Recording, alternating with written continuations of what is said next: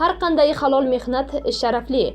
To'qayev amaldor Moskva hamda Moskva oblasti va Sankt-Peterburgdagi hamyurtlarimizga 10 yillik stajiga ega ishonchli dokument xizmatlarini taklif qilamiz.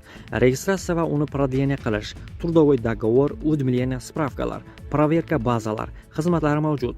Muhim eslatma: Amina ilovasi to'liq ishlamaganligi sababli registratsiya qilmaganlar zudlik bilan ushbu xizmatdan foydalaning. Hoziroq ekrandagi raqamlarga qo'ng'iroq qiling yoki WhatsAppdan yozing. ularga qat'iy ogohlantirish berdi. Qo'lida ketmonmi, qurilish asbobimi yoki supurgimi, halol mehnat qilayotgan insonning qadri kamaymaydi. Ammo ba'zi mansabdorlar hali ham oddiy mehnat bilan tirikchilik qilayotgan odamlarga yuqoridan qarashda davom etmoqda. Bu holatga Qozog'iston prezidenti Qosim-Jo'mart To'qayev keskin munosabat bildirdi. To'qayev Qozog'istonning sobiq vazirlaridan biri Moskvada mehnat qilayotgan qo'shni davlat fuqarolari ustidan kulib gapirganini qattiq tanqid qildi.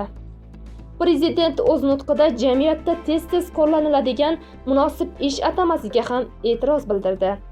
Munosib ish bo'lsa, demak, nomunosib ish ham bo'ladimi? Yo'q, aslida har qanday halol mehnat sharaflidir, dedi davlat rahbari. To'qayevning ta'kidlashicha, insonning qadri uning qaysi lavozimda ishlashi bilan emas, balki mehnatining halolligi va jamiyat uchun foydasi va mas'uliyati bilan o'lchanadi. Darhaqiqat, bugun millionlab insonlar o'z oilasini boqish uchun chet ellarda turli sohalarda mehnat qilmoqda. Qurilishda, zavodlarda, xizmat ko'rsatish sohasida yoki boshqa og'ir ishlar bilan shug'ullanish ayb emas. Aksincha, halol mehnat orqali rizq topish ham har qanday hurmatga munosib fazilat hisoblanadi. To'qayevning bu so'zlari nafaqat Qozog'iston, balki xorijda mehnat qilayotgan millionlab mehnat muhojirlari uchun ham muhim qo'llab-quvvatlov sifatida baholanmoqda.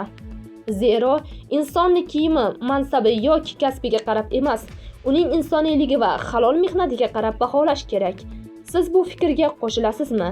Har qanday halol mehnat hurmatga loyiq deb hisoblaysizmi? Fikringizni izohlarda yozib qoldiring. Bizga obuna bo'lishni unutmang.